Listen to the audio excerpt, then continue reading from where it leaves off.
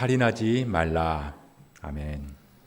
지난주에 저랑 아내가 지방의 목사님들이랑 식사 자리가 있어서 식당에 갔습니다. 오랜만에 식사하는 자리라서 기분 좋게 식사를 하는데, 아시는 것처럼 저는 양이 많은 사람이잖아요. 근데 그날은 이제 그렇게까지 부담스럽지가 않은 자리여가지고 이제 양껏 식사를 하긴 했는데요. 저는 개인적으로 이 1인분의 기준을 도대체 누가 정하는지를 모르겠어요.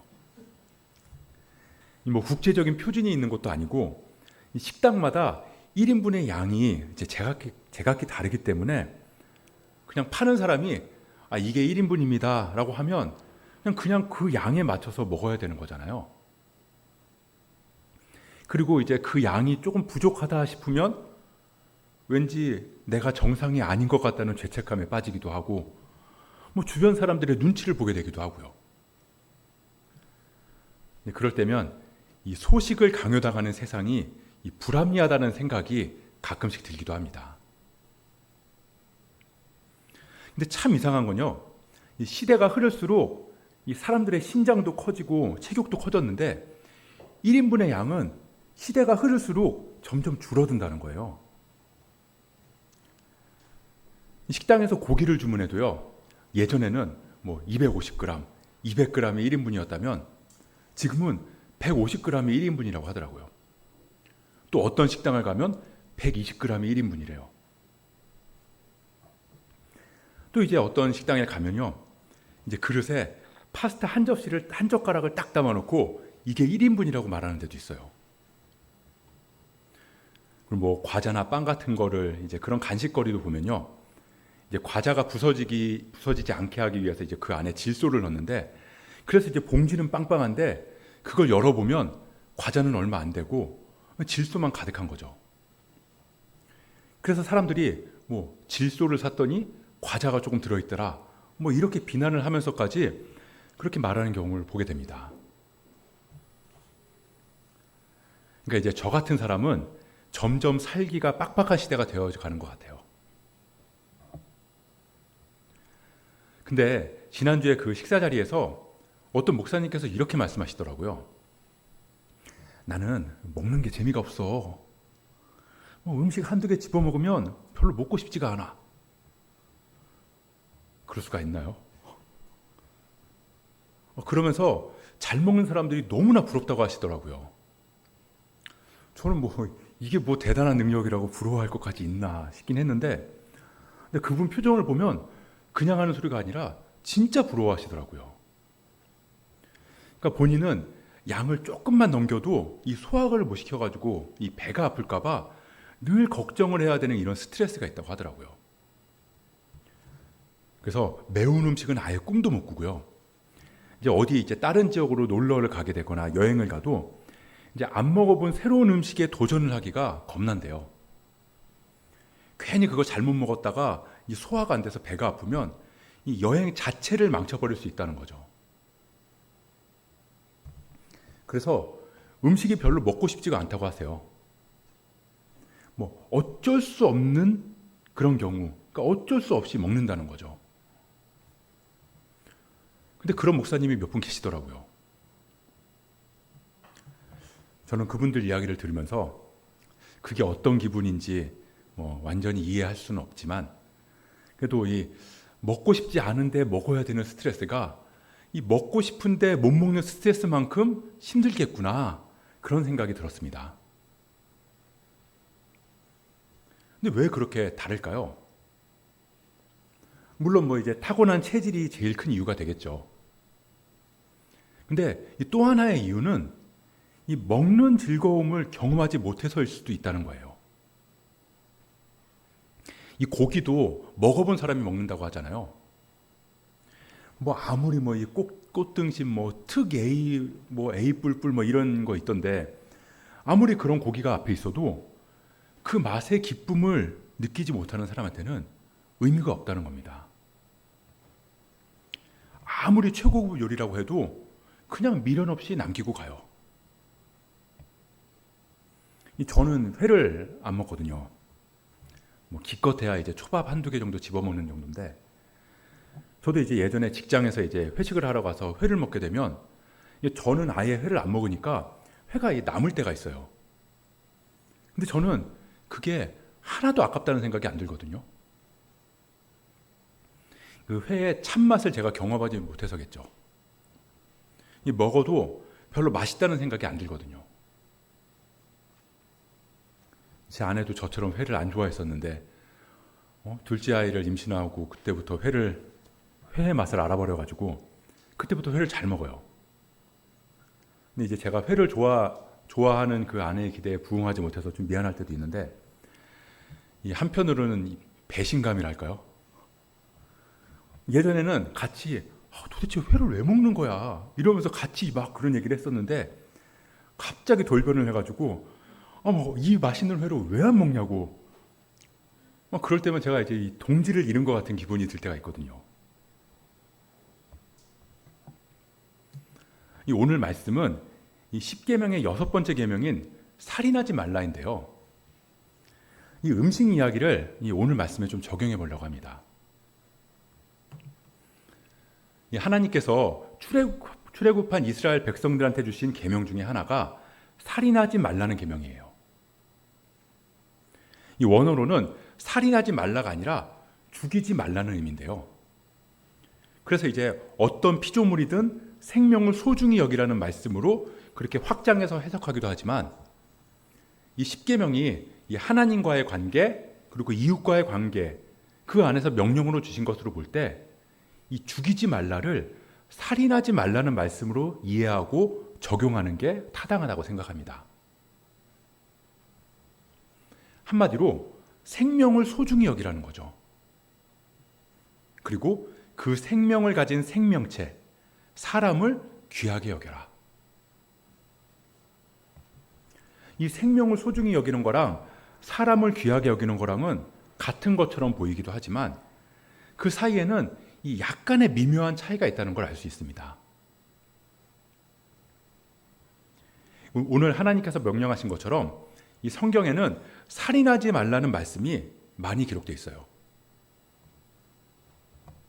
근데 그럼에도 이 목숨을 지키는 것, 생명을 유지시키는 것을 최고의 가치로 두고 있지는 않는 것 같습니다.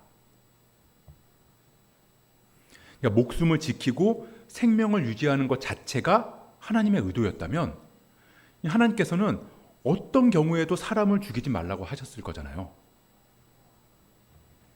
근데 하나님께서는 너무나 자주 죽이라는 말씀을 하신다는 거죠. 여호와의 이름을 모독하면 반드시 죽일지니라. 안식일에 일하는 자는 반드시 죽일지니라. 자기 아버지나 어머니를 치는 자는 반드시 죽일지니라. 자기 아버지나 어머니를 저주하는 자는 반드시 죽일지니라. 사람을 쳐 죽인 자는 반드시 죽일 것이라. 사람을 납치하는 자는 반드시 죽일지니라. 짐승과 행음하는 자는 반드시 죽일지니라. 여인과 동침하든 남자와 동침하면 반드시 죽일지니라. 누구든지 접신하거나 박수무당이 되거든 반드시 죽일지니라. 이 성경에는 이 외에도 무수히 많은 곳에서 죽이라는 말씀을 하신다는 겁니다. 돌로 쳐 죽여라. 불쌍히 여기지 말고 다 진멸해라. 이 살인하지 말라는 계명을 주셨는데 또 한편으로는 죽이라는 말씀도 하시고, 만약에 이 살인이 죄이기 때문에 다른 사람의 생명을 빼앗지 않는 게 하나님 주신 명령의 궁극적인 목적이라면 어떤 경우에도 그 생명을 죽이지 말라고 말씀하시는 게 좀 더 명확하고 확실하게 그 의도를 전달할 수 있는 방법이라는 거죠. 예를 들어서 다른 사람의 생명을 빼앗은 사람이라 할지라도 그 생명은 소중하니 너희는 그 생명을 죽이지 말고 평생 감옥에 가두어 둘지니라. 이렇게 말씀하시면 그렇지. 생명은 소중하지. 하나님께서도 어떤 경우에도 생명을 지키는 것 자체를 귀하게 여기시는구나. 그렇게 알 수 있을 텐데 살인하지 말라고 하시면서 다른 한편으로는 죽이라고 하시면 그러면 뭔가 그 말에 모순이 있는 것처럼 느껴지기도 한다는 겁니다.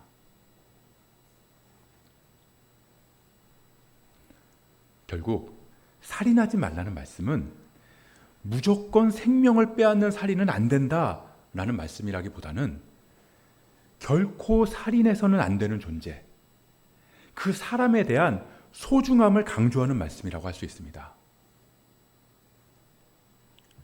물론 당연히 살인하면 안 되죠. 근데 그 이유가 다른 무엇보다도 생명을 가진 그 사람에 대한 인격적인 존중 때문이어야 한다는 겁니다. 이게 좀 말이 어려울 수 있는데, 이 생명이랑 생명을 가진 사람이랑은 뗄 수 없는 부분이지만, 이 생명을 소중히 여겨야 하는 이유가 무작정 생명은 소중하기 때문에가 아니라 그 사람이 소중하기 때문이라는 거죠. 그래서 이 다른 사람의 인격을 무시하거나 모독하고, 그렇게 그 사람을 소중히 여기지 않으면서도 그 사람의 목숨을 빼앗지는 않았기 때문에 나는 살인하지 말라는 계명에서 자유롭다, 그렇게 말할 수는 없다는 거예요. 사람을 업신여기고 인간 취급 안 해도 어찌됐든 죽이지만 않으면 된다, 그런 말씀을 하시는 게 아니라는 거죠. 그리고 중요한 건 이 계명을 출애굽한 이스라엘 백성들에게 주셨다는 겁니다. 이 계명을 들었을 때 이 이스라엘 백성들은 어떤 생각이 들었을까요? 이 애굽에서 400년 동안 노예로 살아오면서 겪었던 아픔, 이 노예는 생명으로 취급받지도 못했고 어떨 때는 가축보다도 못한 대우를 받아왔을 그들에게 살인하지 말라는 말씀은 스스로조차도 자신의 생명이 소중하다고 여기지 못했던 그들에게 그 가치와 존엄이 회복되는 감격스러운 말씀이 아니었을까 하는 겁니다. 그냥 맞아 죽어도, 아니 꼭 죽지는 않아도 무시당하고 죽지 않을 만큼 매를 맞고 그게 당연하다고 생각하면서 살아왔던 그들에게 너희는 나의 형상에 따라 창조된 귀중한 존재란다. 그렇기에 너희의 생명은 소중하다, 그렇게 말씀하시는 하나님의 마음이 느껴졌을 거라는 겁니다. 그러니까 이 계명은 이제 더 이상 생명의 위협을 받지 않아도 된다는 의미였고, 더 이상 자신의 생명이 소유물 취급을 받아서 쉽게 죽임을 당하지 않아도 된다는 의미였다는 거죠. 그러니 이 이스라엘 백성들한테 살인하지 말라는 말씀, 생명을 함부로 다루면 안 된다는 말씀이 얼마나 가슴 뛰는 계명으로 다가왔을까 생각해 볼 수 있다는 겁니다. 아마 이 계명은 단순하게 뭐가 살인이고 뭐가 살인이 아닌지를 따지는 그런 율법적인 이해를 훨씬 뛰어넘는 이 엄청난 은혜의 말씀으로 받아졌을 거라는 거예요. 그래서 예수님께서도 이 살인하지 말라는 이 계명에 대해서 그 참된 의미를 말씀하시잖아요. 마태복음 5장 21절 22절 말씀입니다. 옛사람에게 말한 바 살인하지 말라. 누구든지 살인하면 심판을 받게 되리라 하였다는 것을 너희가 들었으나 나는 너희에게 이르노니 형제에게 노하는 자마다 심판을 받게 되고 형제를 대하여 나가라 하는 자는 공회에 잡혀가게 되고 미련한 놈이라 하는 자는 지옥불에 들어가게 되리라. 이 누구든지 살인하지 말라는 말씀은 알고 있지만 그건 단순히 죽이지 말라는 말씀이 아니라 형제를 미워하고 나가, 이 바보라는 말인데 그 말은 쓸데없는 사람, 필요 없는 사람, 가치 없는 사람, 그렇게 이 존재 자체를 무시하는 것도 살인과 같다고 말씀하시는 거죠. 그러니까 이게 미워하다 보면 그 마음이 커져서 살인할 수도 있으니까 애당초 미워하는 것도 하지 말라는 말씀이 아니라 이 다른 사람의 생명뿐만 아니라 그 사람의 삶과 존재를 무시하거나 업신여기는 것도 해서는 안 된다는 말씀인 겁니다. 이 한 사람의 존재를 함부로 다루고 함부로 판단하고 함부로 비난하고 정죄하는 것도 살인과 동일하게 지옥불에 떨어질 심판이 임한다는 거예요.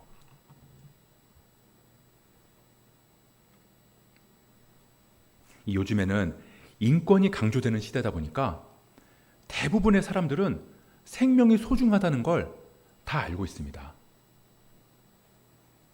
그래서 사람의 생명을 귀하게 여겨요. 사람을 죽이지 않아요. 목숨을 소중하게 생각한다고요. 그래서 이 인권을 지키는 최고의 가치를 목숨을 지키는 걸로 여깁니다. 심지어는 아무리 다른 사람의 목숨을 빼앗고 흉악하게 범죄를 저지른 사람이라 할지라도 이 목숨은 소중하기 때문에 그런 사람이라 할지라도 목숨은 지켜줘야 한다고 말하기도 해요. 아무리 다른 사람을 죽였어도 그럼에도 그 사람의 목숨을 빼앗아서는 안 된다고, 그래서 사형제도를 폐지해야 한다고 그렇게 말할 만큼 목숨을 귀하게 여깁니다. 물론 이제 그렇게 말하고 주장하는 사람들의 그 의도와 마음을 우리는 너무나 잘 알아요. 그리고 참 귀하다고 할 수 있습니다. 근데 문제는 그렇게 사형제도를 폐지하다고 말할 정도로 목숨을 귀하게 여기면서도 사람 자체는 귀하게 여기지 않는 경우가 너무도 많다는 거죠. 사람의 생명을 귀하게 여기는 만큼 생명을 가진 사람 자체는 귀하게 여기지 않는다고요. 생명의 소중함을 이야기하면서도 정작 자신과 다른 의견을 가진 사람들을 보면서 무시하기도 하고, 자기의 가치와 가치의 판단과 기준이 다르면 경멸하고, 사람의 생명을 존중하지 않는 사람이야말로 사람의 가치가, 사람으로서의 가치가 없다고 말하면서 막 원색적으로 상대방을 비난하고 조롱하기도 한다는 겁니다. 이 사형제도를 폐지하냐 존속하냐를 두고 한동안 이 인터넷상에서 막 갑론을박이 있었는데요. 거기 달린 댓글들을 제가 몇 개 봤는데 이 코미디를 보는 것 같다는 느낌이 들 때가 있었거든요. 이 생명의 존엄성을 놓고 토론한다고 하면서 댓글로는 죄다 칼을 휘두르면서 서로를 찌르고 있다니까요. 생명은 소중한데 생명체, 사람 자체는 너무나 쉽게 무시한다는 말입니다. 살인만큼은 안 된다고 말하지만, 그래서 물리적으로 사람의 목숨은 해하지 않지만 사람의 존엄성과 가치는 철저히 무너뜨려도 전혀 죄책감을 느끼지 않는 세상. 사람의 생명이 귀하다고 말하고 외칠 정도라면 그 생명을 가지고 있는 사람 자체는 얼마나 귀하고 존귀하게 대해야 하느냐는 거죠.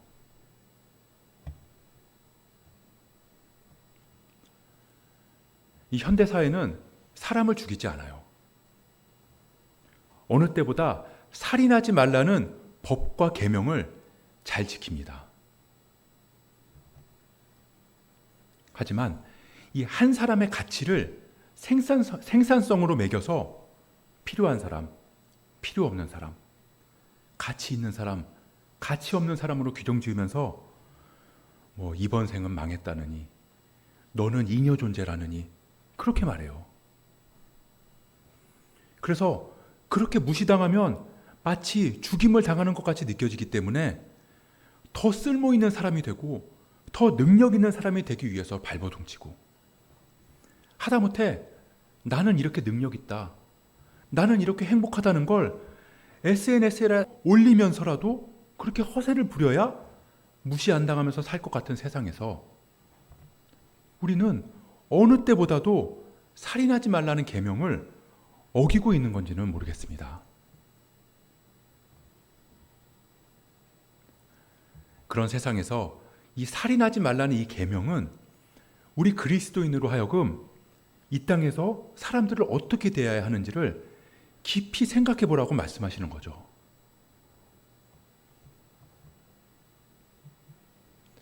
하나님께서는 이 출애굽한 백성들한테 소유물로 취급받던 그때를 가나안에서도 잊지 말라고 하셨어요.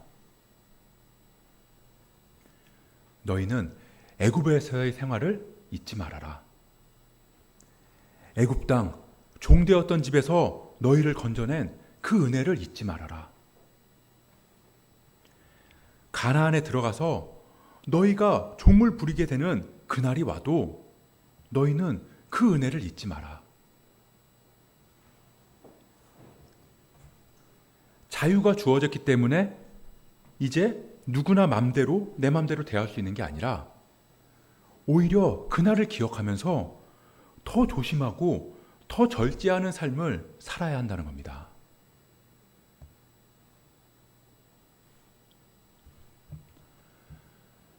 그리스도인은 어떤 사람들인가요? 그리스도를 통해서 영원한 생명을 얻었음을 고백하는 사람들이에요.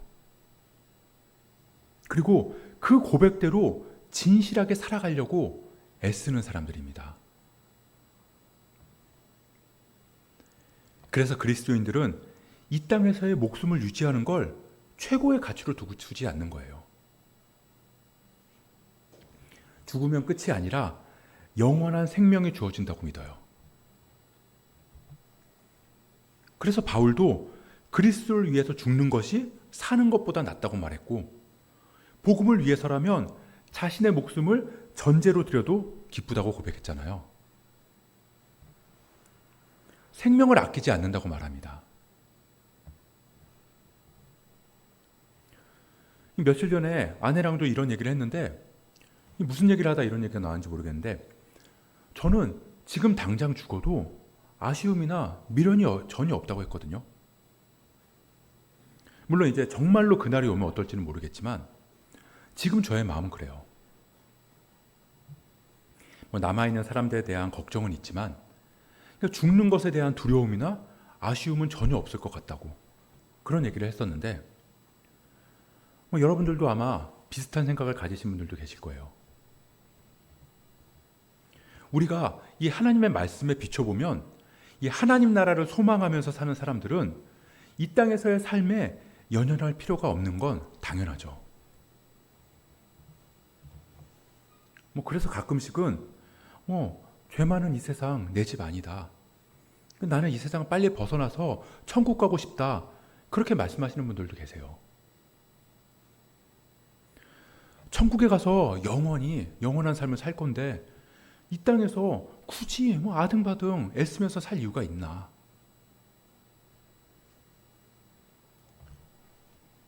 근데 그리스도인들은 영원한 하나님 나라에 대한 소망을 가지고 있음에도 불구하고 이 땅에서의 삶도 마지막 호흡을 다하는 순간까지 최선을 다해서 살아가야 한다는 겁니다. 그리스도인들이 하나님 나라를 소망하면서도 동시에 이 땅에서의 생명을 소중히 여길 수밖에 없는 이유는 영원한 하나님 나라를 은혜로 받은 사람들은 그 영원한 생명의 가치와 그 영원한 생명을 주기 위해서 그리스도가 어떤 길을 가셨는지를 알기 때문에 그 생명을 소홀히 다룰 수 없기 때문이에요. 그리스도로 인해서 주어진 생명의 가치를 알기 때문에 남의 생명도 그리고 내 생명도 함부로 다룰 수 없다는 겁니다. 어차피 죽어서 하늘나라 갈 거니까 여기서는 아무렇게나 살아도 되는 게 아니라 바로 그 영생의 가치를 알기 때문에 마지막 순간까지 치열하게 싸우면서 삶을 살아내야 한다는 거예요. 그 생명의 가치를 알기 때문에 생명을 함부로 할 수 없다는 겁니다. 우리에게 주어진 영생 때문에 생명의 존엄, 산다는 것의 가치를 더욱 소중하게 여길 수 있어야 한다는 말입니다.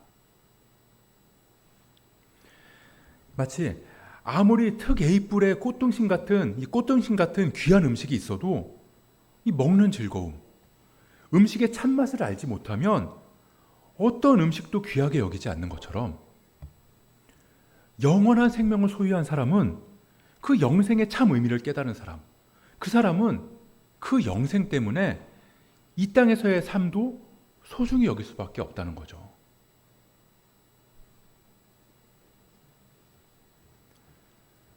그렇다면 이 살인하지 말라는 이 계명이 오늘 우리에게는 어떤 의미로 주어지는 걸까요? 우리는 이 한 사람의 영혼을 천하보다 귀하게 여기시는 그리스도를 따르는 사람들입니다. 그래서 그 예수를 세상에 전하고 복음을 증거하는 사명을 감당하는 사람들인데, 때로는 그런 그리스도인의 모습 속에서 복음을 받아들이지 않는 사람들, 예수를 믿지 않는 사람들을 조금도 배려하지 않고 무례하고 무시하면서 업신여기기도 하고, 마치 지옥에 떨어져도 마땅한 사람으로 대하는 모습을 보일 때가 있다는 거죠. 그럴 때 세상은 우리한테 물을 거예요. 도대체 그리스도인들은 뭘 귀하게 여기는 거냐고.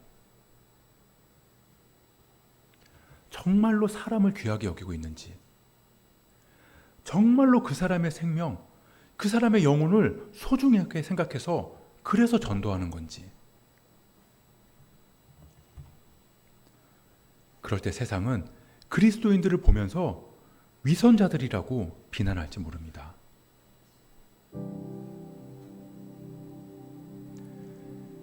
이 이스라엘 백성들이 이 살인하지 말라는 계명을 통해서 사람의 생명과 존재를 무시하지 말라는 명령을 지켜야 했던 이유가, 하나님께서 그들을 애굽 땅, 종되었던 집에서 건져내신 사건 때문인 것처럼, 우리가 오늘 이 계명을 통해서 이웃과 형제의 생명뿐만 아니라 존재와 가치를 무시하거나 함부로 판단하지 않아야 하는 이유는 우리를 구원하신 그리스도의 은혜를 기억하기 때문입니다.